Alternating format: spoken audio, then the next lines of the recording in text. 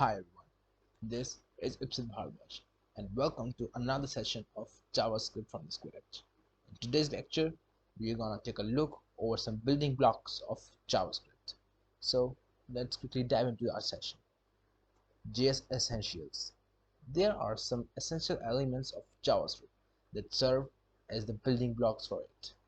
These generally include first, variables, something that can change. Second, operators that are able to operate. Why do we need them? Well, we need these basic building blocks in order to store and work with the variable values in our scripts, making it dynamic.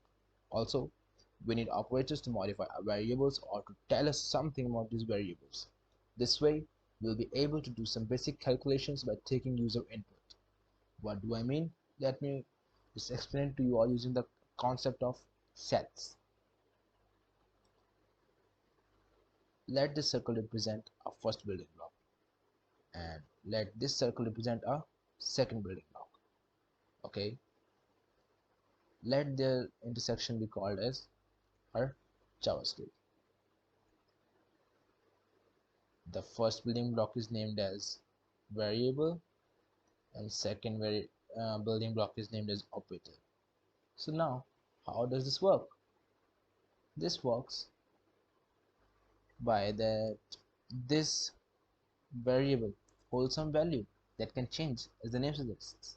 Hence, these changing values are constantly operated by operators that are working using some operands under a function. What does this all mean? Talking in layman terms, there is something that has some input that has been taken from a user. This input is stored in variables.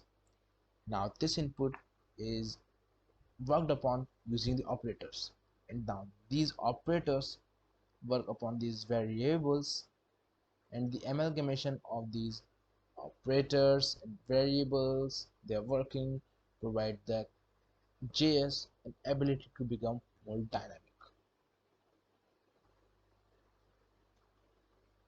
In the upcoming sections, we'll be covering the following topics. First, what are variables? Second, declaring the variables. And third, naming those variables.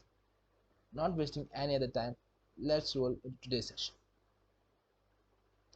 Variables. In general, a variable means anything that varies, and hence in JS, a variable is responsible for taking value which can be changed later, depending upon desire. Without variables, our piece of code will do the exact same thing and provide the same output even if you execute it a number of times, which will inhibit the dynamic ability of JS. That's obvious too. If we don't use variables and provide same input again and again, then we will be getting the same output obviously. Well, variables are nothing but values in our code which can represent different values each and every time that code runs.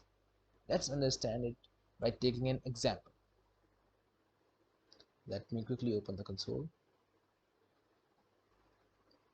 F12, open DevTools, and here we go. Let me just quickly create a variable where, which is a reserved word for variable. I will be seeing how to declare a variable soon. Where n1 equals 21. Alright, now when we check n1, it will be having 21 as the value. Now let me use another reserved word which is constant, const, used for constant. If I do this, constant pi equals 3.14159. Alright, let me just take the value of pi, which is this.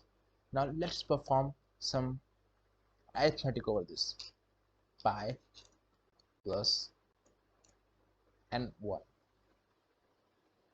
and output will be 24.14159. Now as you can see, this pi a constant, n1 a variable. Basically these both are variable, but pi is a constant variable whose value has been defined.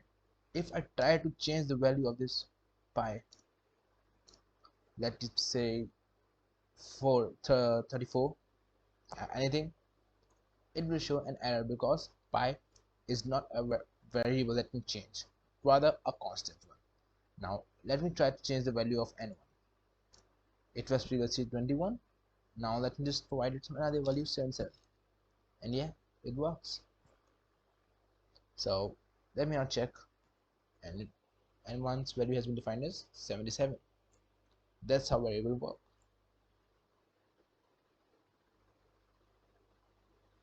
Declaring the variables. Creating a variable for the first time is what basically declaring it means. The second time you use a variable will be when you will be calling it for some specific work, and this can be done by using the name of the variable. The declaration of a variable is done by using one of the three reserved words, which are let, var, and const. We just saw the usage of var and const. I will come up at let also. What I mean by saying that creating a variable for the first time is what basically declaring it means is that whenever we want to create a new variable, that's what declaring the variable means. And then any number of times we use it in our function, in our piece of code, it doesn't matter. We will not be declaring it again and again. We declare it once and then just use its value by calling its name. And now whenever we assign a value to our variables in the code, it is called hard coding, since the value of the variable is defined in the script instead of coming dynamically from external input. This means whatever we have done here is hard coding, because we have provided the input to the variable in the console only, in our script only, and we have not taken the input from the user. We will soon learn how to take input from the user as well. As for now, let's just keep going. The use of variables coming from external sources instead of being hard-coded into a script is actually the reason that scripts are adaptable to new information without having to write the code. Now, let us understand the working of let, var, and const. The let and var are both used for variables that might have well defined to them somewhere in the program. The difference between let and var is related to scope. I guess you all must have an idea of what scope is. If not, no problem. I'll be explaining it very soon. As for now, let us understand what is it in simpler terms. There is a browser. Yes. Let us clear this console first. Alright. If you want to know the shortcut to clear the console, it's Ctrl plus L. Now, let me quickly use let num1 equals any number of my choice, 21. And if you want to go to another line and not just getting the output, then you can just press shift plus enter and you will be on the next line of the console. Now I would like to write var num2 equals 34. Shift enter, const pi equals 3.14159. And now I would like to perform a basic arithmetic. Let it be pi plus num1 minus num2. Enter. The answer is minus 9.85841. And this is the basic working of variables. We may check the values of variables as well. Num1 is 21, num2 is 34, and our dear pi is 3.14159.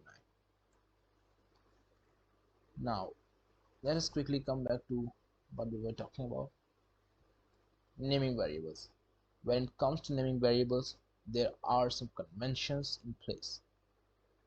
Variables start with a lowercase letter and they should be descriptive. Variables cannot contain spaces, but they can use underscores.